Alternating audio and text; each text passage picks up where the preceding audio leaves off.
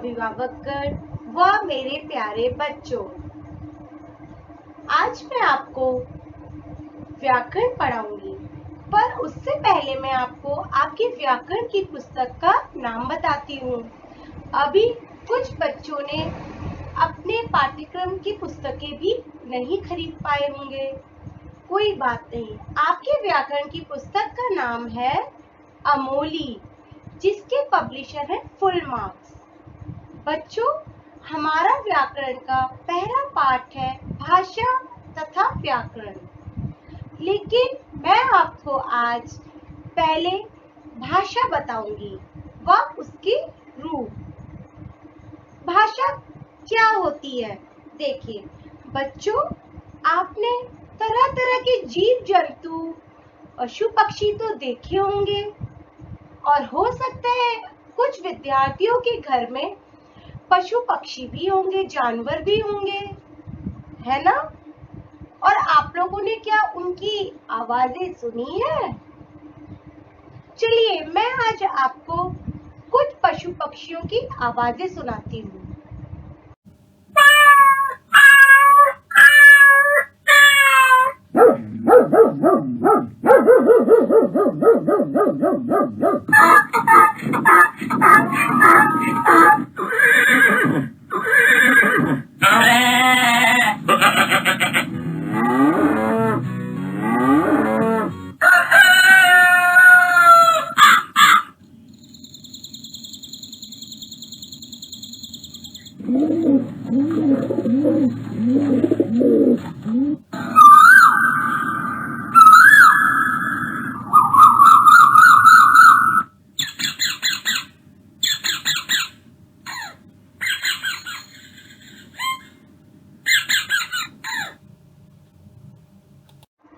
क्या आप लोगों ने जो पशु पक्षियों की बोलियां सुनी, आवाजें सुनी, वो आपको समझ में आई?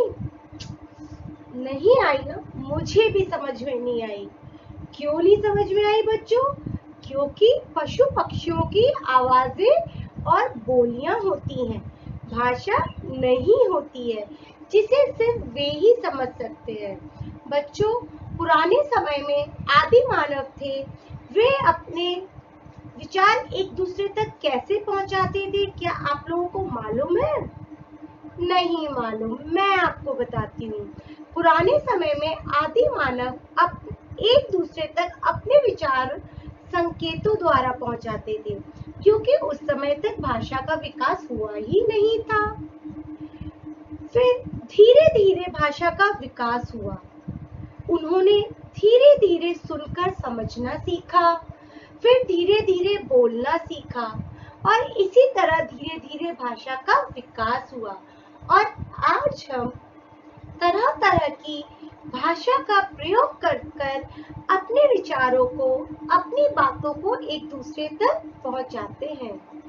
तो बच्चों, हम कह सकते हैं भाषा वह साधन है जिसके माध्यम से हम अपने विचार बोलकर या लिखकर एक दूसरे तक पहुंचाते हैं।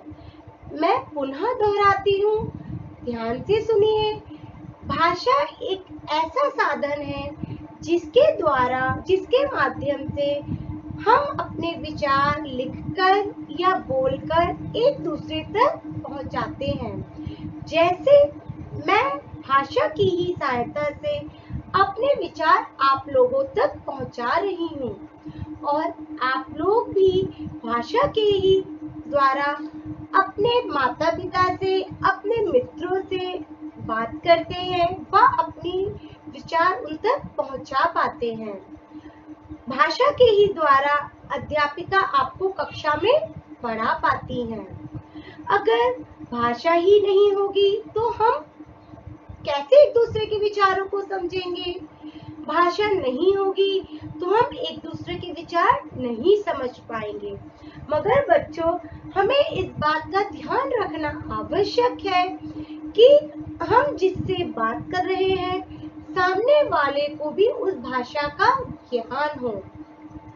भालोभाषी, अरे क्या हुआ? नहीं समझ में आया?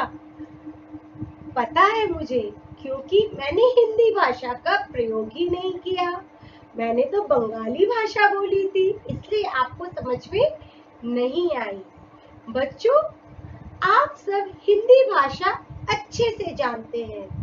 क्या आप लोगों ने कभी यह सोचा है कि ये भाषा आपने कैसे सीखी? क्या आप में से कोई बता सकता है कि आपने ये हिंदी भाषा बातें कैसे सीखी? चलिए मैं बताती हूँ।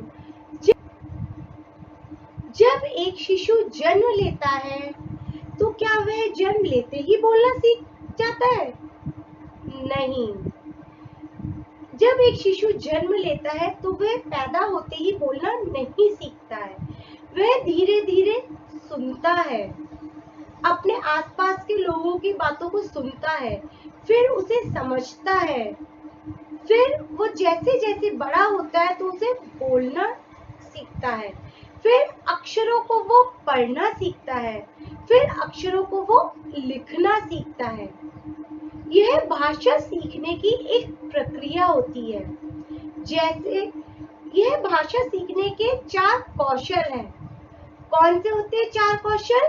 देखिए, सुनना, समझना, बोलना और लिखना। यह भाषा के 4 कौशल होते हैं जिसके द्वारा मानव पढ़ना, लिखना, बोलना, सुनना सीखता है। ये तो हुई भाषा। अब देखिए बच्चों, भाषा के रूप। मुख्यतः भाषा के 2 रूप होते हैं। कौन कौन से वे रूप होते हैं? देखिए, भाषा के 2 रूप होते हैं, एक मौखिक भाषा, दूसरा लिखित भाषा। मौखिक भाषा क्या होती है? जब हम अपने मुख से कुछ ध्वनि निकालकर अपने विचार एक दूसरे तक पहुंचाते हैं, वह होती है मौखिक भाषा। जैसे बच्चों, कक्षा में आप लोगों की मौखिक कविता वाचन प्रतियोगिता भी होती है और मौखिक कविता परीक्षा भी होती है ना। उसमें आप लोग क्या करते हो? आप अपनी अध्यापिका को कविता सुनाते हैं।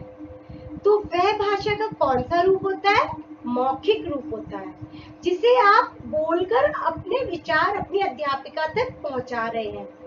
और जब अध्यापिका आपको कक्षा में पढ़ाती है तो वह भी भाषा का मौखिक रूप होता है कि अध्यापिका बोल रही है और उसे आप सुन रहे हैं, समझ रहे हैं। वह भाषा का मौखिक रूप होता है। जैसे मौखिक रूप के उदाहरण देखिए, क्या होता है?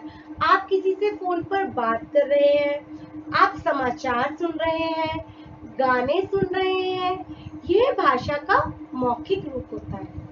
अब दूसरा रूप होता है लिखित रूप। लिखित रूप में हम अपने विचारों को लिखकर दूसरों तक पहुंचाते हैं। जैसे आपकी अध्यापिका बोर्ड पर लिखती है, तब आप उसे पढ़कर समझते हैं। वह होता है भाषा का लिखित रूप कि आप लिखे हुए को पढ़ रहे हैं पहले और उसे समझ रहे हैं। एक उदाहरण और देती हूँ। जैसे आपकी परीक्षाएं होती हैं, आप परीक्षा में प्रश्न पत्र हल करते हैं, उसमें आप उत्तर लिखते हैं, तो आपको अध्यापिका अंक कैसे देती है? आपने जो लिखकर अपने विचार उस प्रश्न पत्र में प्रकट किए हैं, उसे अध्यापिका पढ़कर समझती हैं और फिर अध्यापिका आपके लिखे अनुसार आपको अंक देती है। तो वह भी भाषा का लिखित रूप होता है। तो आप लोगों को समझ में आ गया भाषा का मौखिक रूप और लिखित रूप क्या होता है। बच्चों, एक रूप और होता है सांकेतिक भाषा, जिसे हम कहते हैं। सांकेतिक भाषा का प्रयोग आपने देखा होगा, ट्रैफिक पुलिस जो होती है सड़क पर खड़ी रहती है। आप लोगों ने देखा है कभी, जब आप लोग सड़क पर जाते हैं तो आपने ट्रैफिक पुलिस देखा होगा, वो इशारे से बात करती है, ऐसे इशारा करती है वो, तो वो सामने वालों को जो खड़े हैं लोग, उन्हें इशारा कर रही है, जाओ जाओ, तो वो संकेत दे रही है। ये क्या है? ये सांकेतिक भाषा होती है। फिर वो कहती है ट्रैफिक पुलिस ऐसे, इसका मतलब क्या है? रुक जाओ, आगे नहीं बढ़ना है। तो यह भाषा का सांकेतिक रूप होता है। वैसे भाषा के मुख्यतः दो ही रूप होते हैं, मौखिक रूप और लिखित रूप। अब मैं आपको इसकी पुनरावृत्ति कराती हूँ, देखिए जरा। भाषा भाषा वह साधन है जिसके द्वारा हम अपने मन के भावों को दूसरों तक पहुंचाते हैं, उसे हम भाषा कहते हैं। मैं आपको भाषा के बारे में कैसे बता रही हूँ? बोलकर बोलकर मैं आपको भाषा के बारे में बता रही हूँ। आप कैसे समझ रहे हैं बच्चों? सुनकर, आप मेरी बातों को सुन रहे हैं। मैं आपको किस प्रकार समझा रही हूँ? लिखकर, लिख रही हूँ ना मैं, लिखकर मैं आपको अपनी बातें समझा रही हूँ। आपने भाषा को कैसे समझा बताइए? पढ़कर। आपने भाषा को पढ़कर समझा, जो मैंने लिखा उसे आपने पढ़ा। तो देखिए, भाषा की परिभाषा हम क्या लिख सकते हैं? भाषा एक ऐसा माध्यम है जिसके द्वारा एक दूसरे के विचारों को बोलकर, सुनकर, लिखकर या पढ़कर जाना जाता है। अब देखिए भाषा के रूप। भाषा के दो रूप होते हैं। पहला रूप मौखिक भाषा। मौखिक भाषा बच्चों क्या होती है? देखिए, जब दो या दो से अधिक व्यक्ति आमने सामने बैठकर बातचीत करते हैं या कोई व्यक्ति भाषण द्वारा अपने विचार प्रकट करता है, उसे भाषा का मौखिक रूप कहते हैं। अब दूसरा रूप क्या होता है? लिखित भाषा। लिखित भाषा क्या होती है? जब व्यक्ति किसी दूर बैठे व्यक्ति को पत्र अथवा पुस्तकों एवं पत्र पत्रिकाओं द्वारा अपने विचार प्रकट करता है, उसे संदेश भेजता है, उसे भाषा का लिखित रूप कहते हैं।